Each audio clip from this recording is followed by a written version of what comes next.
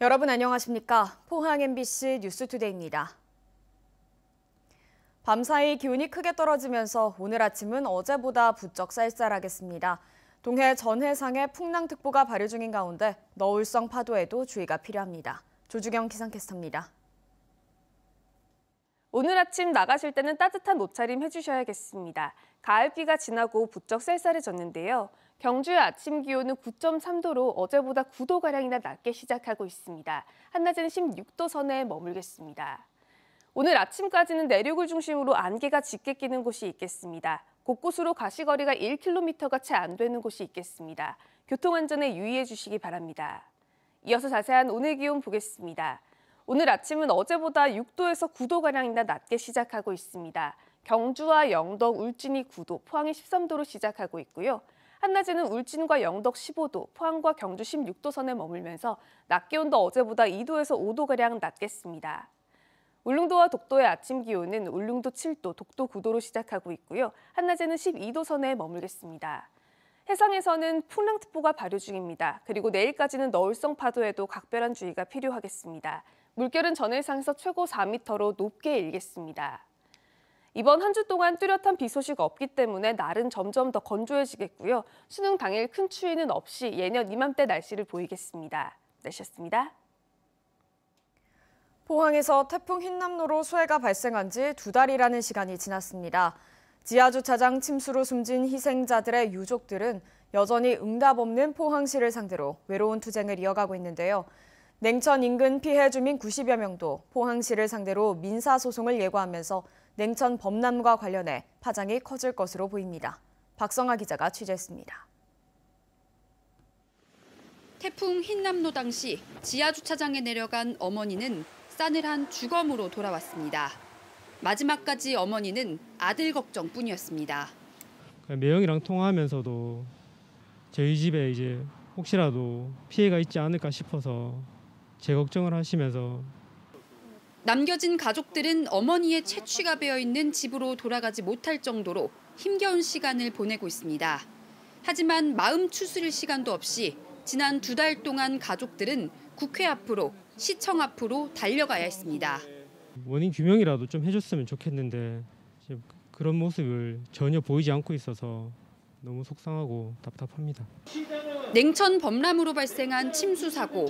유족들은 부적절한 냉천 정비 사업과 부실한 대처로 인한 인재라며 포항시의 사과와 포항시 의회의 특위 구성을 요구하고 있지만 여전히 명확한 응답은 없습니다.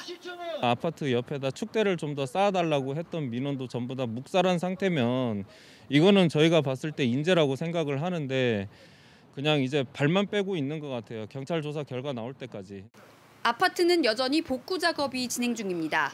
임시 전기를 사용해 생활하고 있지만 아직도 침수 피해의 흔적이 곳곳에 남아 있습니다.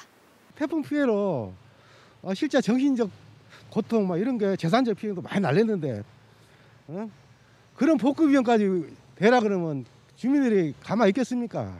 냉천 범람으로 피해를 입은 주민 90여 명이 포항시를 상대로 소송을 내겠다고 밝힌 가운데 경찰은 지하주차장 침수 사고와 관련해 냉천 정비 사업과 당시 대처 등에서 위반 사항을 확인하는 등 수사를 이어가고 있다고 밝혔습니다. MBC 뉴스 박성아입니다. 해양수산부는 태풍 흰남노로 발생한 해양 쓰레기 5,390여 톤을 처리하기 위해 국비 17억 원을 지원한다고 밝혔습니다. 지원 대상 지역은 포항과 경주, 강릉, 거제 등 4곳으로 3,400여 톤의 해양 쓰레기가 발생한 경주에 10억 9천만 원이, 1,400여 톤이 발생한 포항에 4억 2천만 원이 배정됐습니다. 태풍 흰남노로 발생한 전국의 해양 쓰레기는 모두 9천여 톤으로 대부분 강풍과 폭우로 유입된 목재와 초목류인 것으로 나타났습니다. 경상북도의회 문화환경위원회는 지난 11일 재단법인 문화엑스포를 대상으로 행정사무감사를 벌였습니다. 불투명한 예산 집행과 허술한 근태관리 등에 대한 의원들의 질타가 이어졌습니다. 임재국 기자가 보도합니다. 재단법인 문화엑스포에 대한 행정사무감사에선 불투명한 예산 집행에 대한 질타가 쏟아졌습니다. 의원들은 외부로부터 받은 3억 원이 넘는 기부금을 재단 인건비 등으로 사용해 당초 목적과 맞지 않다고 지적했습니다. 또 엑스포 사업 중에 70% 이상이 경쟁 입찰이 아닌 수의 계약으로 진행돼 투명성을 잃었다며 개선을 요구했습니다. 1년에 조퇴를 19번 하거나 2달간 무단 결근을 하고 다시 근무하는 등 직원들의 근태 관리가 엉망이라는 지적도 나왔습니다. 저는 근태 현황을 이래 좀 받아보고 정말 좀 깜짝 놀라고 이게 정말 개인 회사라다면 이거 어떻게 됐을까? 지금 이게 가능한 일일까? 이게 정말 가만히 있으니까 도에서 경주시에서 출연금을 매년 100억씩 주니까 그냥 그거 받아가 그냥 월급 갖고 성과급 가져가고. 의원들은 불투명한 예산 집행과 근태 관리 부실 등이 경북문화관광공사와 통합이 추진되는 하나의 원인이 될 수 있다고 지적했습니다. 문화엑스포는 예산 집행과 근태 관리에 대해 제대로 답변을 하지 못했고 법인 통합에 대해선 원론적인 입장을 보였습니다. 저희들로서는 도에 진행되는 절차를 갖다가 지켜보고 있고 가급적이면은 경주엑스포의 경쟁력을 강화하는 방안으로 긍정적인 방향으로 통합되길 바라는 게. 김경숙 의원은 관사를 매각하고도 아직도 예전 관사를 다시 임대해 수천만 원을 지출하고 있다고 지적했고 대표이사의 주소 이전도 요구했습니다. 4년째 계시면 최소한의 그래도 주소를 이전해서 경주에서만큼은 4년 동안 주소 이전해갖고 있어야 되지 않습니까? 굳이 주소를 거기다 두면서 관사를 쓰시고 있는 이유가 뭡니까? 참 저도 그러고 싶었는데 이유가 하나 좀 있습니다. 뭐냐 하면은 제가 살고 있는 이 과천의 아파트가 한 40년 됐는데 지금 재건축을 추진하는데 주소를 옮겨버리면 나중에 재건축 혜택을 못 받게 돼가지고. 한편 의원들은 서울거 미술관의 지역작가 이용 확대와 이사회 대면 개최, 미래엑스포 재단의 정체성을 담는 비전 계획 수립 등도 주문했습니다. MBC 뉴스 임재욱입니다. 포항시는 영일 만에 수질 오염 방지를 위해 비점 오염 저감 시설 설치 공사를 시작했습니다. 설치 장소는 포항시 북구 설머리 입구 공유 수면으로 공사가 완료되면 육지에서 유입되는 빗물을 정화해 방류하게 됩니다. 비점 오염은 광범위한 배출 경로를 통해 먼지나 쓰레기 기름, 비료 성분 등이 유입돼 바다를 오염시키는 것을 말합니다. 봉화 아연광산 붕괴 사고가 왜 일어났는지에 대해서는 경찰 수사가 진행 중에 있습니다. 사고 업체가 무단으로 버린 광물 찌꺼기가 화근이었다는 주장과 함께 일제강점기 때 개발된 광산에 대해 그동안 안전 조치가 충분히 이뤄졌는지 의문이 나오고 있습니다.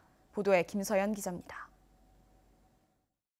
사고는 지난달 26일 저녁 지하 46m 지점 갱도에서 밀어닥친 토사가 190m 길이의 수직 갱도를 막으며 발생했습니다.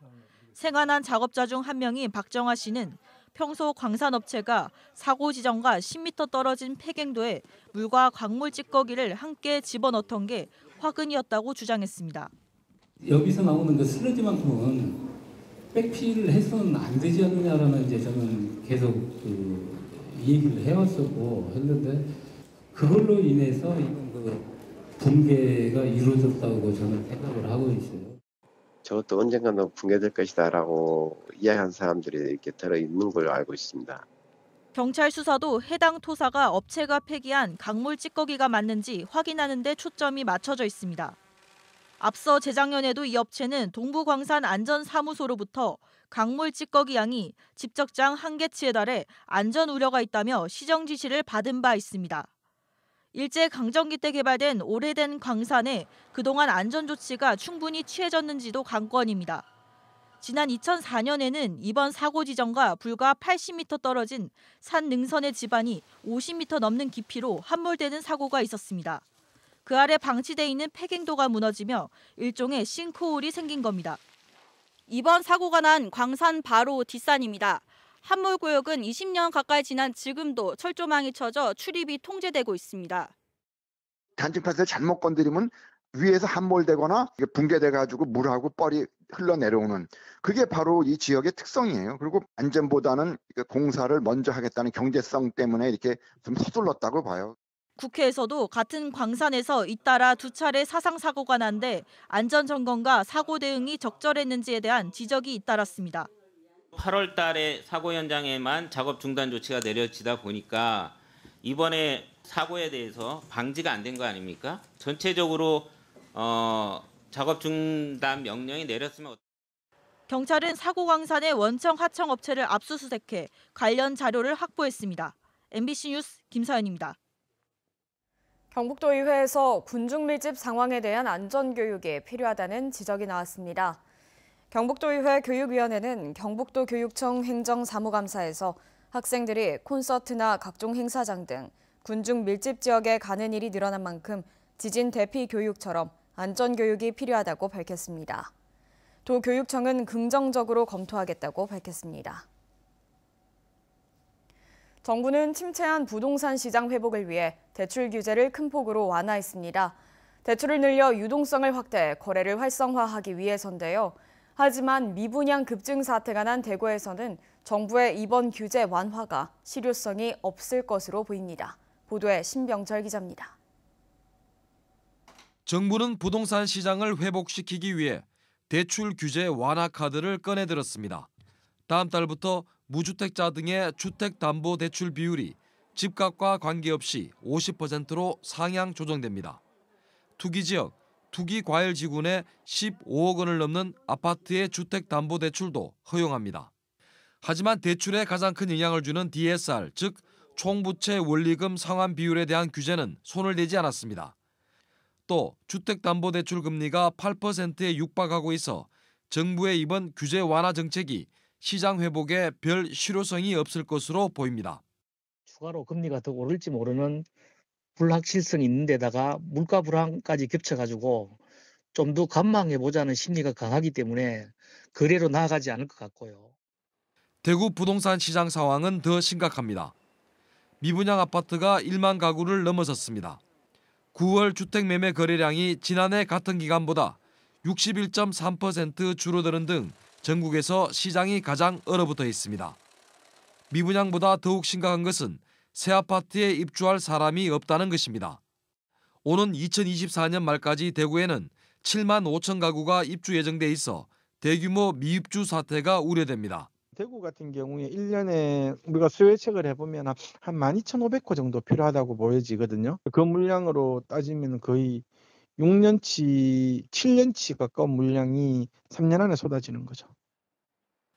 주택금융업계에 따르면 사업비를 못 구해 구입한 토지가 공매로 나오거나 금융이자를 내지 못하는 부동산 PF 사업장은 전국적으로 8곳인데 이 중 7곳이 대구에 집중돼 있습니다. 정부가 대출 규제 완화 카드를 내놨지만 늘어나는 미분양과 향후 몇 년간 이어질 것으로 보이는 대규모 미입주라는 악재를 안고 있는 대구 부동산 시장을 녹이기에는 역부족일 것으로 보입니다. MBC 뉴스 신병철입니다. 울진과 봉화 등 교육지원청을 통폐합해 교육지원청을 재구조화해야 한다는 지적이 나왔습니다. 경북도의회 손희권 의원은 지역의 학생 수를 기준으로 교원 1인당 평균 학생 수는 울진 9명, 봉화 3명 등으로 매우 낮다며 급격한 학생 수 감소에 따라 교육행정기관의 변화와 혁신이 필요하다고 주장했습니다. 손 의원은 지원청 통폐합을 통해 행정 업무를 합치고 현장의 교육 경쟁력을 높여야 한다고 밝혔습니다. 영덕군과 영덕복지재단은 복지 사각지대에 놓인 위기 가구를 위해 긴급 복지 서비스 지원 사업을 시행한다고 밝혔습니다.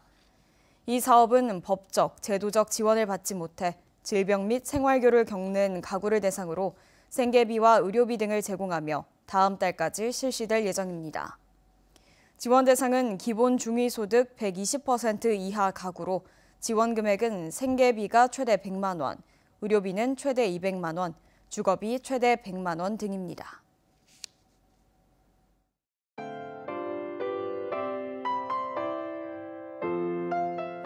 오늘 아침 나가실 때는 따뜻한 옷차림 해주셔야겠습니다. 가을비가 지나고 부쩍 쌀쌀해졌는데요. 경주의 아침 기온은 9.3도로 어제보다 9도가량이나 낮게 시작하고 있습니다. 한낮에는 16도 선에 머물겠습니다. 오늘 아침까지는 내륙을 중심으로 안개가 짙게 끼는 곳이 있겠습니다. 곳곳으로 가시거리가 1km가 채 안 되는 곳이 있겠습니다.